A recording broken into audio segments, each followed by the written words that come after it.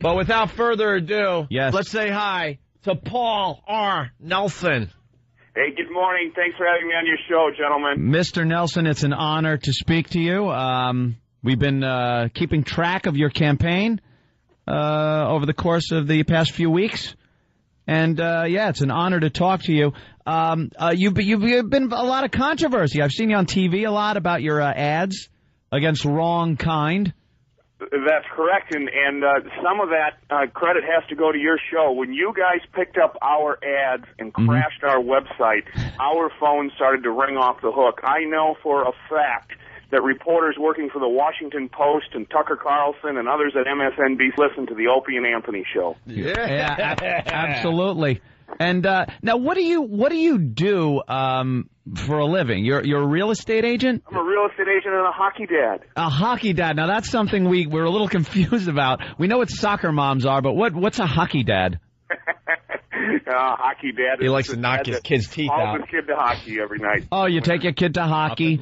That's nice. And you come off like a very wholesome guy, a very American, kind of American dream family. You know what that is. What is that? You know what an American dream is to a Negro. You know how we... Well, Patrice O'Neill is here. He's that's white people's words for, the R word with two quotes. Sometimes Patrice gets a little out of hand, Mr. Nelson. Sorry, I don't... just don't pay any attention. I just want to know, how do you feel about 300-pound Negroes sleeping with small white women? He doesn't... You know something? He's laughing. He's laughing. Could we maybe get a few minutes of a Paul R. Nelson interview? Wait, you don't think that's a valid question? What if I wanted to vote for Paul R. Nelson? I'm a big black man. I want to know if he minds if I come to Wisconsin and deflower a couple of delicious blue-eyed devils. Let's keep it simple. Paul R. Nelson, are you a fan of the Negro? I'm a fan of all people. All people. That's what Paul's been about. How about those Mexicans that are sleeping and peeing in the spinach? Oh, okay, Paul. What about immigration? What's your stand on immigration and the situation we have with a lot of illegal aliens coming over the border? Sure. Hey, we've been very clear on our positions in our ads that we're not a very nuanced campaign. We try not to leave a lot of room for ambiguity. I would be against illegal immigration.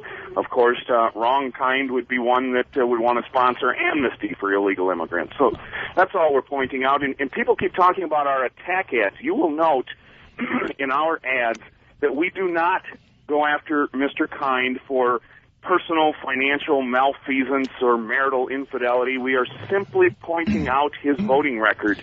These really are not attack ads. They're really what the campaign is supposed to be about. Telling the voters the difference between what the two candidates would vote. I understand that, Mr. Nelson, and believe me, I am a fan, but let me play the devil's advocate here. Do you think that your ads kind of leave it a little vague as to where that money was going, really? It kind of comes off like a wrong kind is taking the taxpayers' dollars and going to Vietnam and paying for hookers. It sounds a little worse than it really is, because I think in actuality it was a bill based on a sex study all wrapped up into one. And it kind of sounds like these are separate incidents in your ads. Right, and but the language in this ad, and that's why we put the NIH grant numbers, the To Me amendment number. I mean, we live in the information age. People can go to our website at paularnelson.com, and they can look this stuff up. This is part of the congressional record. The words that we used in the sex studies ad are part of the congressional record. It's actually really, really accurate, and I would certainly challenge. So you think Ron Kind is obsessed with the masturbation habits of old men? No, I don't think he's obsessed, but I do think that he knew what he was voting for when he voted to fund that study. Yeah. Paul, you mind if I ask you a quick question? Patrice O'Neill. Patrice O'Neill here. Just black man.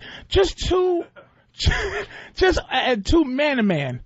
You don't think, just man to man, you don't think that hooking up electrodes to a woman's vagina and making her watch porno and see how she reacts to it is a little bit sexy, just as a man? I know you're running for Congress, but just as a dude chilling out with a beer, you don't find that to be hot?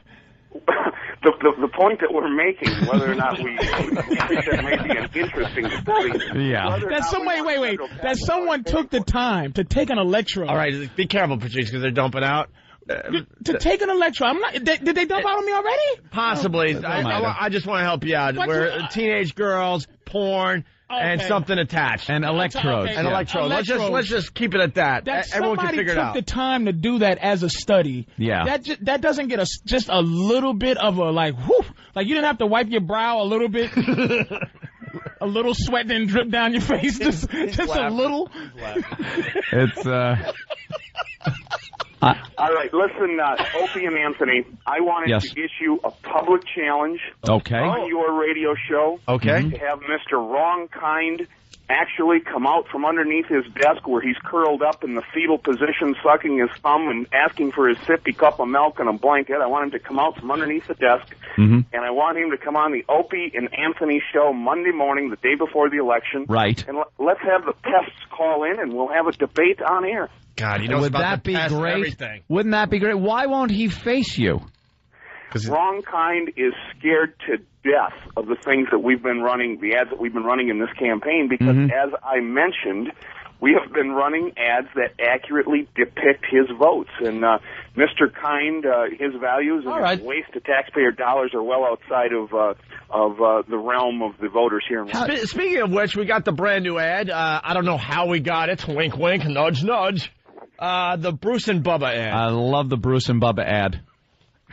Well, we happen to think it's a moment of brilliance. You know, we have a lot of young people in this country that don't pay attention to politics because they think it's boring. And we've put some things together that we think have made budgetary issues a little bit interesting. And now we've put an ad together that we believe will make the gay marriage issue a little bit interesting to young people. And I don't think that young people understand how much power they can have in an election. Your listeners, they want to go on our website at paularnelson.com, make a small contribution to our campaign. We are beating the political life out of Wrong Kind with these ads exposing the way he votes. So you're not a fan of the fruits? I'm not a fan of what? You know, fruity people. Look, they can do anything that they want. We're not putting any restrictions on people, but you can't tear down our institutions. And the institution of marriage has served mankind pretty well since, as we point out. I think straight couples have already destroyed that institution. I mean, let's be honest. That's a fair point, right? I mean, what is it? What's the stat up to? Like 60 to 70% of all marriages fail? That's a fair point, man. I mean, we've already destroyed it, so. All right, Opie, you man-loving. Just you listen to Paul R. Nelson's ad, and you tell me if that sounds. I say let them suffer like us, right, guys?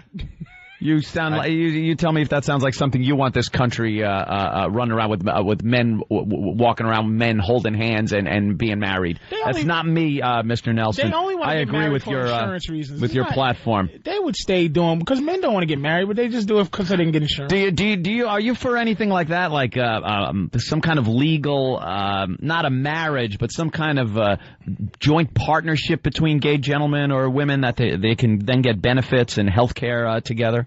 Well, listen, fellas, anyone can go to an attorney. You can own property together. You can put together joint agreements where you can visit each other in the hospital. Certainly, people can live however they choose to live in a legal contract, legal agreement. Right? That's fine, some kind of contract, but not in the eyes of God. Well, however, the legal definition of marriage has been a sacred contract between a man and a woman. I just think it would be very destructive to our society to go ahead and do that. And we can look to Western Europe, to Norway and Sweden and the Netherlands, places where they've done this, and it has certainly been destructive. Paul, what if they're two really hot lesbians, though? You know, not the butchy kind, you know, but like lipstick lesbians. Not the ones that are shown on the news when they get married. Jesus. He's laughing. That's what I'm saying. It's like, isn't that Paul, more, come on. hey, I love Paul R. Nelson. Isn't that more for us? Isn't that more? Paul, you got to lean a little bit for us. I mean, all right, man on man. All right, let's be honest. We all understand that. But lipstick lesbians, where's your stance on that and them getting married?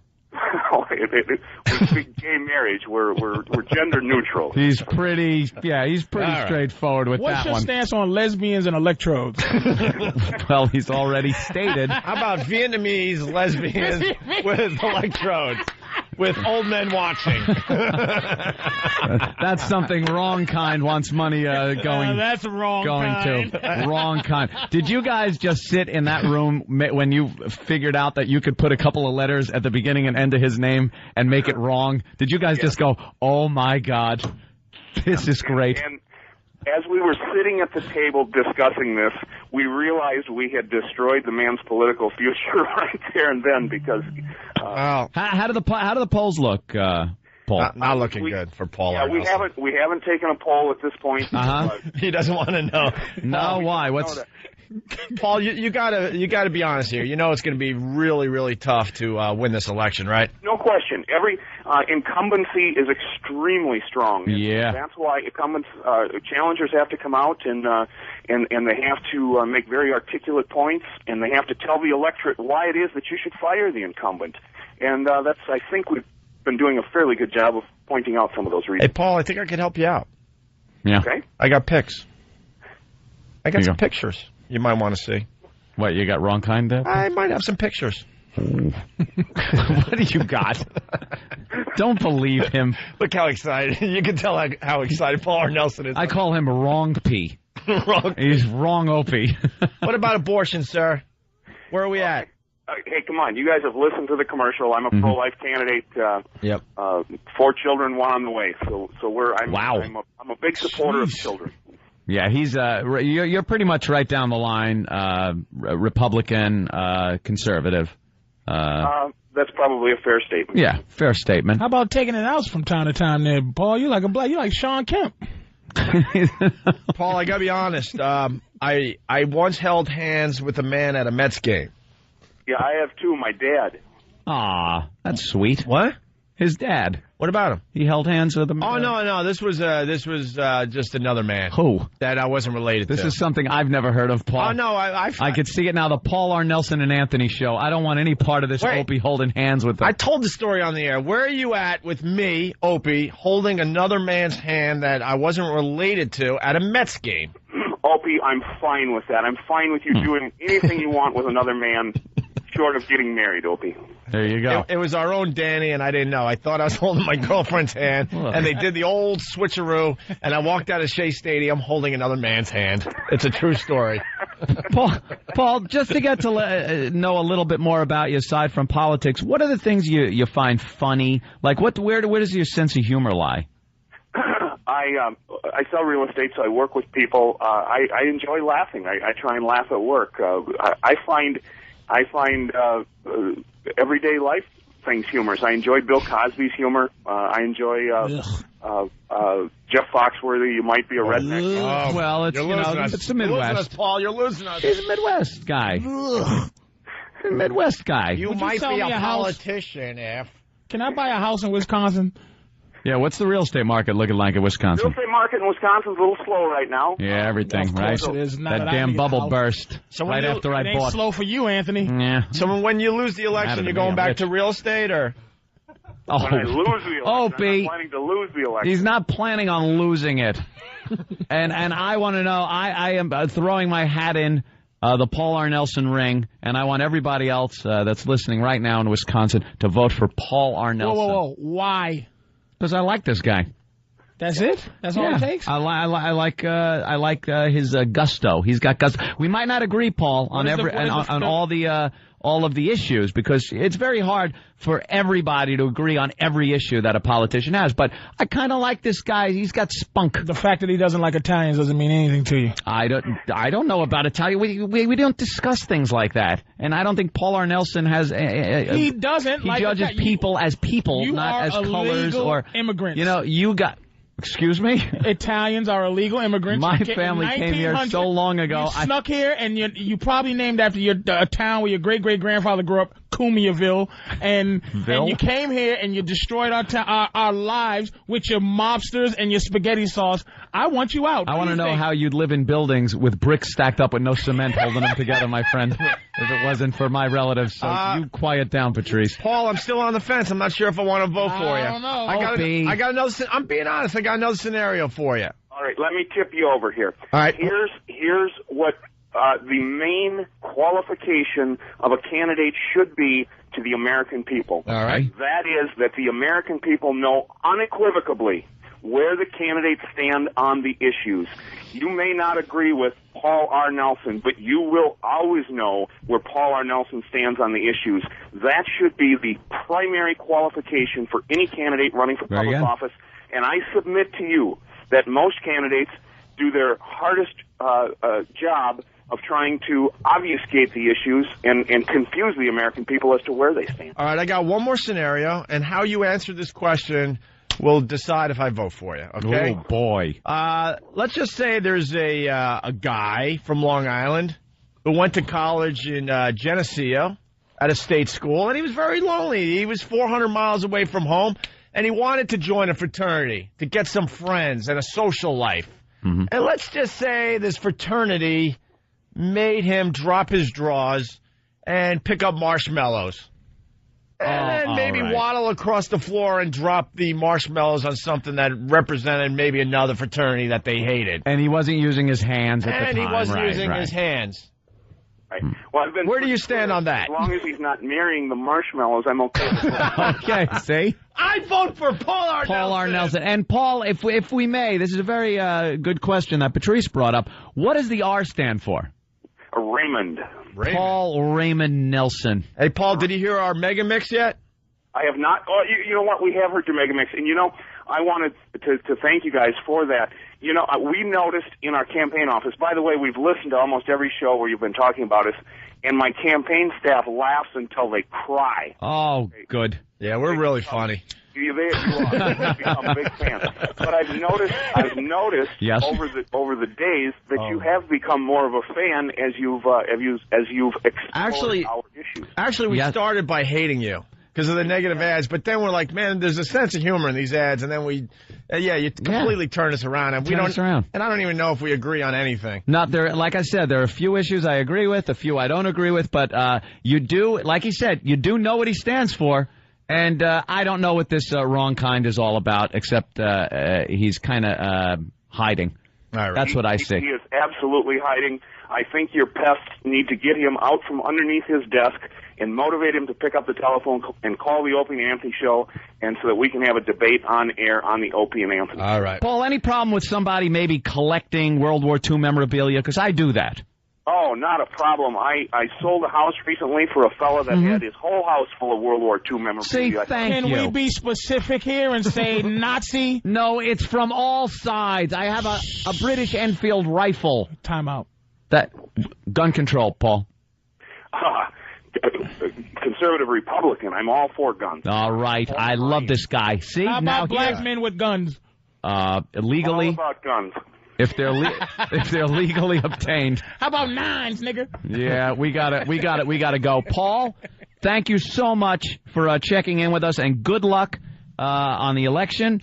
And pests, help out Paul R. Nelson. Paul R. Thank you, gentlemen. Thank you. All right. There he goes. Peace out. Paul R. Nelson, everybody.